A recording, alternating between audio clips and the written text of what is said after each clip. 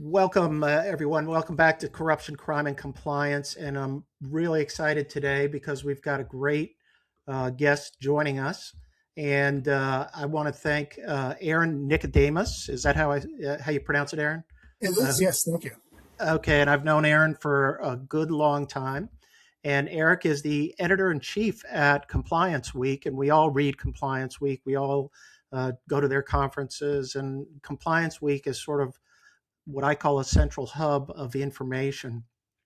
And I wanted to bring Aaron here because he's been covering and been involved in the compliance industry for many years. And we don't like at my age, Aaron, we don't, talk about 15 years, whatever. We just, sort of glide over that. But welcome to you and thank you so much. It's an honor to have you here as the editor in chief from Compliance Week. Oh, I'm so happy to be here, Michael. Thank you for inviting me. Well, and the reason Aaron and I sort of connected was this recent survey that came out from chief compliance officers that Compliance Week, has in the mind sort of surveys, and these are really just great surveys to sort of track. But I wanted to get before we get into the survey itself, uh, I want to dedicate sort of this discussion today to sort of the role of the CCO and what we're seeing in the compliance industry. And Aaron, if you could sort of bring your perspective in covering the industry and being such a strong force in the industry, what have you seen, let's say, over the last 5 to 10 years in terms of any transformation or trend in the compliance industry? Sure, absolutely. Thanks. I would say that compliance as an industry and as a function within organizations had been on the rise for the last 4 or 5 years. I would say they were getting more influence in their organizations. They were having more of a say earlier as businesses were rolling out new products or trying to deliver new services or enter new markets. Compliance was getting a seat at the table, and that was borne out in some of the surveys that we did about asking compliance officers, do they feel like they affect business strategy within their organizations? And then another indicator of whether compliance officers have influence is, well, who do they report to? That is a reflection on what the organization feels about compliance and whether it values it and includes it, or whether it sort of keeps it at an arm's length, at a distance. And so we were finding that more and more compliance officers were reporting directly to CEOs or to the boards, or maybe even board committees, than they were to other parts of their organization. And I can get into this a little bit later, but our most recent study found that that's moving back towards general compliance, general legal and general counsel, which is, again, any layer that you have between you and leadership as a compliance officer is not ideal. I think that compliance was also they're on the back foot a little bit in the U.S. because they're they're wondering how to explain the changing regulations that are coming from the Trump administration. And the headlines from the traditional media are all talking about how the Trump administration is rescinding or pulling back on certain regulations. And that's certainly true. But what we're finding in our coverage is they are also ramping up regulation in other areas, and that ramping up requires just as much attention as the perhaps rolling back of some of the other regulations, and understanding how those new enforcement priorities affect your organization is what we try to do. And the last thing I'll say is, when you talk about the rolling back of regulations, the thing is, it's just the enforcement of it. The Trump administration has not actually rescinded any of these laws. Congress hasn't pulled them back. The False Claims Act is as busy an enforcement as ever, and the Foreign Corrupt Practices Act, while they're not promoting enforcement actions from the Department of Justice and others, the law is the law. And 3 or 4 years from now, the look back period is still going to allow a new administration, a new Department of Justice to come in and perhaps find violations of a law that your organization thought may not have been enforced. So I think the risks are ever increasing, and compliance is really well positioned to advise their organizations. And the question is, are those organizations listening? Well, Aaron, I mean, there's so many points you made in there and that I think deserve a little bit more discussion on our part because that you covered the full landscape. So from my perspective, and let's start from the history. And in the late '90s, going into the 2000s, there was the healthcare industry was the first to push for getting compliance out of the legal shop and illegal reporting and mandating that the uh, chief compliance officer has to be separate, independent, reporting to the CEO or the board. And that movement took off. And there were a lot of people involved in it. Some of the veterans, the Lions, Donna Bohm, Joe Murphy, other people were really involved in this fight in terms of the role and the relationship with the general counsel. What I'm concerned about is, and just as you said, that when you put another layer in there of sort of access to the C-suite, I think symbolically and operationally, it carries a message within the organization, if not to the outside world as well. And we'll get into the survey results in a little bit, but any sort of this movement of bringing compliance back into legal, and and I have to say, I've seen great relationships between CCOs and general counsels, and I've seen terrible relationships. So a lot of times it could be personality driven in terms of that. But I think as a structural matter, we've already had this battle that the compliance needs to have equivalent status, at least line of sight across the organization, so that it can do its, the job of the function there. What concerns me is that there seems to be some sort of reduction of interest in this right now, and I think people are misreading the situation, like you said. So that's my first point. But did you have any comment on that before I want to unpack some of the other things you said? Yeah, I mean, from my sense, when you talk about compliance as potentially being a competitive advantage for companies, don't the way that compliance officers should be pitching themselves in their organizations is compliance shouldn't be a brake on innovation, right? It's instead the guardrail that is going to help you go faster. So I look at artificial intelligence and the fact that every CEO is pushing artificial intelligence tools down on every team, not just compliance, but every team. But compliance has been given this additional mandate beyond use it. The other mandate is make sure that we're using it in the right way. And compliance does not have an expertise in the technology, but they do have an expertise in advising companies how to behave ethically, how to conduct business that is in line both with the regulations that the industry is, that the company is part of in the industry, as well as within the policies and procedures that the organization has. So compliance can provide that kind of thoughtful guidance all along the path of whatever project or innovation or program that the organization is trying to push out, trying to move towards. And that kind of strategic advice really should be provided all along the course of the decision making process, not just at the end. In compliance, we hear from our sources in compliance that they're feeling a little bit pushed to the side. Now, of course, there are lots of organizations that have, in the face of what's happening with the Trump administration, embraced their compliance program and said, we are going to keep our North Star of our organization going in this direction, no matter what is coming out of the Trump administration. But there are others, particularly those who have federal contracts or receive federal dollars, who are feeling legally obligated to at least take some steps to show that they're not running afoul of these pronouncements that the Trump administration is making that may or may not be based in legal fact, but they still have to respond in some way because they do not want to jeopardize the dollars.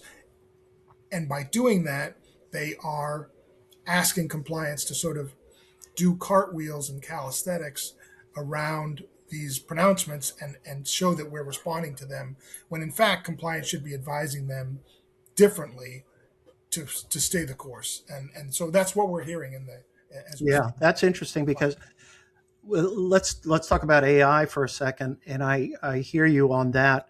I unfortunately what I'm seeing is sort of the business is so hyped up about this that I mean this is just a horror story.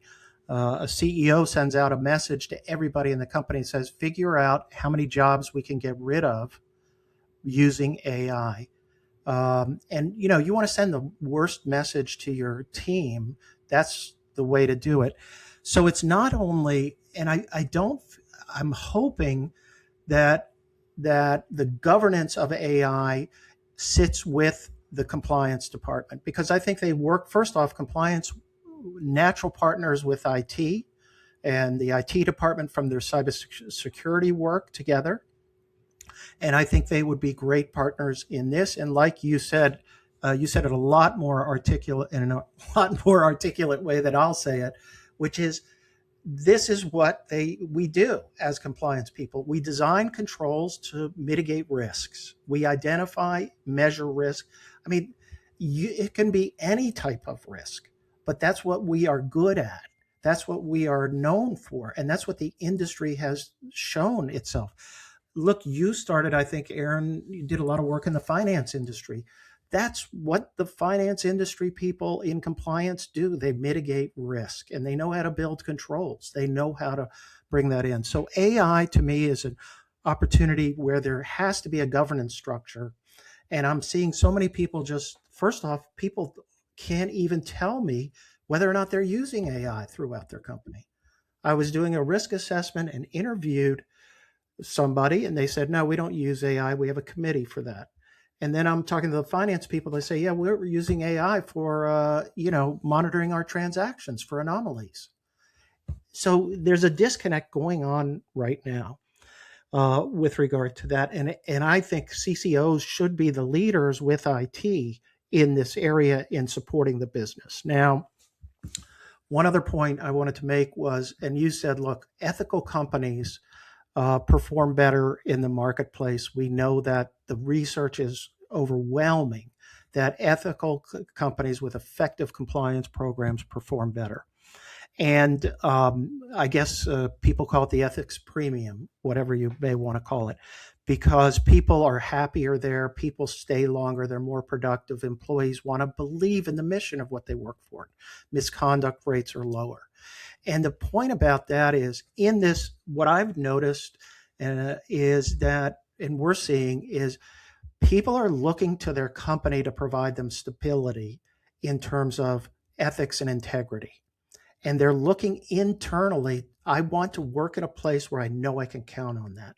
And we've seen rises in whistleblower complaints over things like conflicts of interest, other things like this.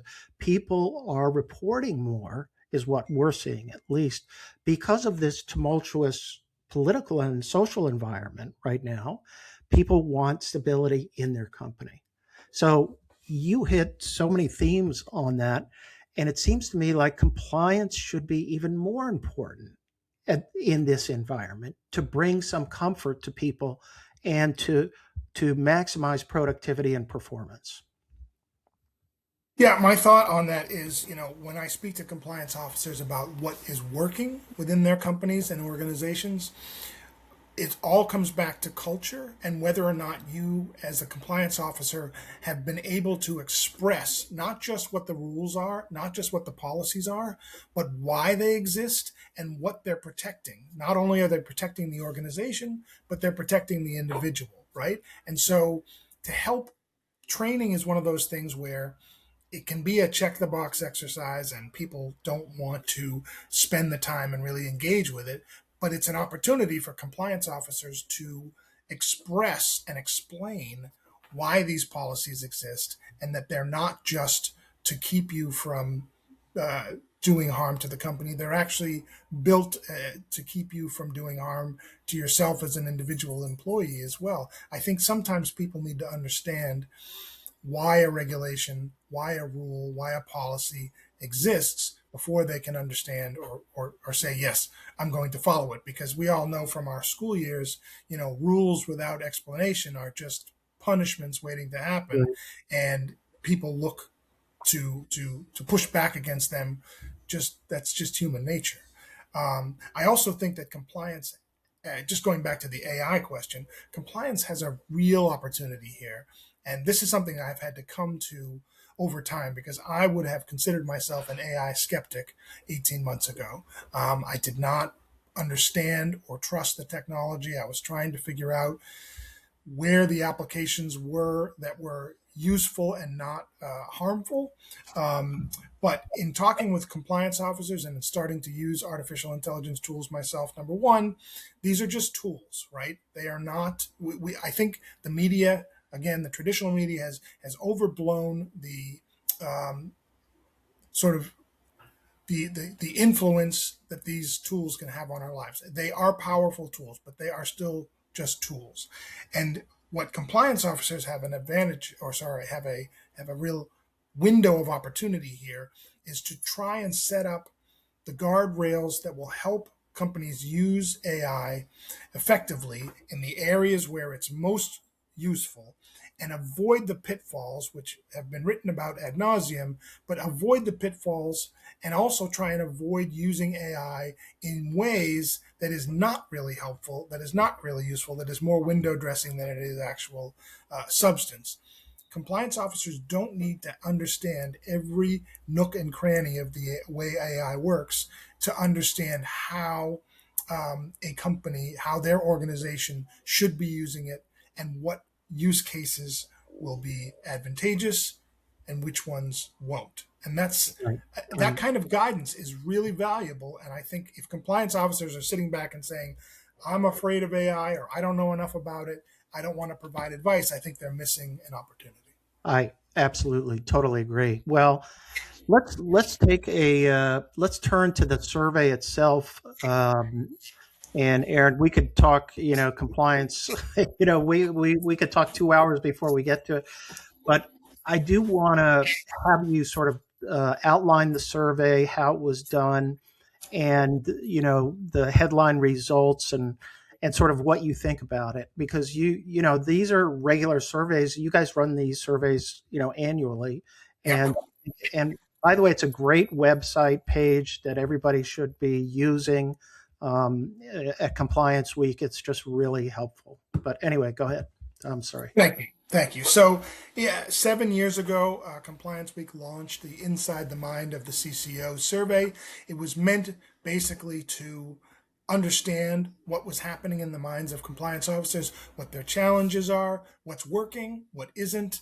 And every year we look at different trends that are happening. So there's sort of a baseline of things that we cover, like for example, salaries. We have been tracking salaries for the entire 7 years of the survey. We have been tracking the gender pay gap for 7 years, and that has gone up and down, but it has remained persistently about women are paid about 80% of men in compliance Mm, across the board over those times. And then we look at things like how influential is compliance in their organizations, and that can sometimes be a little squishy. Like, how do you measure that? But one of the ways that we have thought to measure that is, well, who is compliance reporting to in their organizations? And early on in the survey, we were finding general counsel, legal was the number one answer. And then in the last 3 years, say 2022, 23, 24, that was pivoting to CEOs and to boards and to board committees. And the best practices from places like COSO, the Treadway Commission, we're talking about how you wanted to remove the layer of remove the layers between compliance and leadership, so that compliance has influence within an organization and can guide it when it is trying to make changes or enter new markets or offer new products, so that every time they make a decision, they're checking to make sure, does this decision both uh, land within what is allowed by the regulations that cover our organization, and also does it meet and set well with the policies and procedures that we have, the culture that the organization has. Can it also survive, the internal review and opinion from employees? So 3 years of the reporting lines for compliance, moving towards leadership. And now this past year, we've seen that slide back a little bit. So the numbers were 39% of CCOs and CCOs. We had about 300 respond. Um, Say that they're reporting to general counsel and legal again. 29% reporting to CEOs, another 11% to board, and then maybe another 1 or 2% to board committees. So the CEO and board committees, is in total still more than the general counsel, but not by much. And so we're seeing that. And then in talking to compliance officers, they're saying to me, sometimes off the record, reporting to the general counsel is just a sign that there are layers between compliance and leadership in this organization. Why is that? And Right. then you sort of get It, at but, why that is. but Aaron, it's an important symbol, and it's an important organizational message that a chief compliance officer who's supposed to be independent, and reporting, let's say, directly to the CEO, to senior management, w- would have to go through the general counsel. And the general counsel perspective, I mean, I love general counsels. I love lawyers, we're all lawyers, whatever. But I do think that there is, um, we've had this issue before, and I do think there's something about elevating and maintaining the independence of the chief compliance officer within the organization. The ability to sit at a C-suite meeting or to go directly and speak to the CEO is just important in terms of maintaining priority. And I think it's even more important now with these technological developments like AI. We have cybersecurity, of course, continuing, but these risks are huge when you get down to it. And what I'm concerned about is that some of the slowness in responding to AI in terms of building governance may reflect some of the trend of downplaying compliance within the organization. And I'm concerned about that. And I don't know, were there any other findings or aspects of the survey that you think are noteworthy? Because I think you mentioned to me that there was a large percentage of the respondents were at the senior level of compliance. And I think you Yes. tell people that, make note of that to folks. Yeah, so of the 300 or so respondents, about 40% of them were leaders of their organizations, their compliance functions. They were either chief compliance officers or chief ethics and compliance officers. That is a change from our surveys in the past. I think we typically have a little bit more mid-level and beginner level compliance officers responding. This year, we really had a much higher percentage of compliance officers responding. And of course, we did ask questions about AI use in organizations. Right. We had asked that as a question starting in 2023, when we're talking more about sort of machine learning and some of the earlier versions of AI. And it had been creeping up, like companies are saying, or respondents were saying, yeah, 30% of us are using it, 40%. Well, this year, the number was like 85%, right? Everyone Wow. says their organization is using it. Where we found the issue was there's like one in every 7 or 8 compliance officers said their organization um, is using AI. They didn't have a plan in place. They didn't have a governance plan in place, right? And Wow. so uh, it's scary that companies would consider using a tool like that without carefully thinking about how it's the risks, right? There are risks in using AI, and I don't need to go through them all. I think your audience probably has understood what the risks are, but they are real, and they are problems that you can cause that can far outweigh the benefits.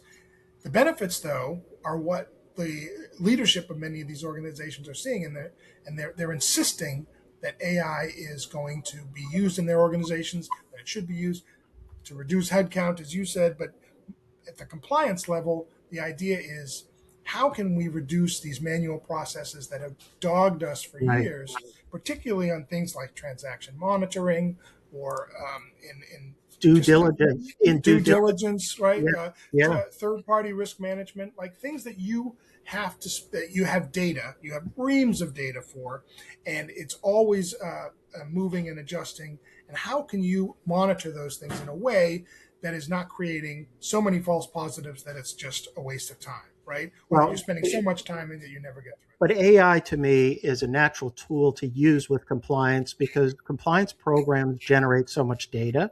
And like you're saying, you go to transaction monitoring, you go to third party risk management, where you have to synthesize a lot of information. And that's where AI can help in those functions. So there's no compliance has to embrace its internal use. What I'm concerned about and where compliance is needed on the external side is number one, we have really serious data privacy issues. You have, if your use is an algorithmic use, meaning you're making decisions on whether to hire an employee or, depending on how you use it, based upon AI, you are exposing yourself to huge risks.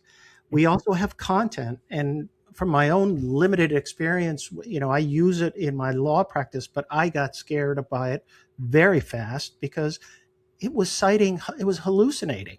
It was it. like on a bad trip. Yeah, right, And it gave me case sites that then I went to look at the cases. It had nothing to do with what it was saying. It right, scared me.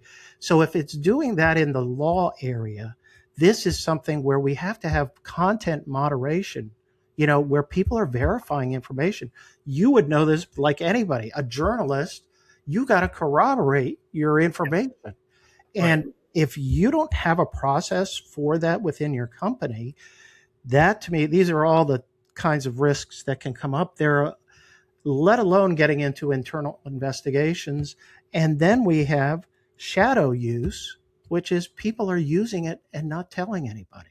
Right, right, right. Yeah, I wanna pick up on that shadow use thing. There's actually two facets to this that compliance is having an influence on and also a responsibility for, right? So one is the shadow use by other employees, right? So let's Right. say that your organization has gone ahead and created policies and procedures for using AI. You are supposed to use the approved tools on the approved platforms so that you are not in any danger of leaking company data, trademark protections, patent infringement, corporate corporate secrets. You're not in danger of leaking them out into the world and Right. having them become all right. But there are people who start using, this is a very common thing with AI. You start using AI in your personal life, you ask ChatGPT a few questions, and then you come to work and you say, I use ChatGPT to basically settle my son's baseball schedule. Maybe I could use it to schedule my boss's schedule for the week, right? Yeah. Innocently enough, it does make things easier. But if you're using the AI tools that aren't approved by your organization, that shadow AI could open your organization up to the risks that we're talking about, right? And then Right. the second shadow AI that I've heard in the compliance space is you're in charge of looking at all your third parties and making sure that they are fulfilling the terms of their contracts, right?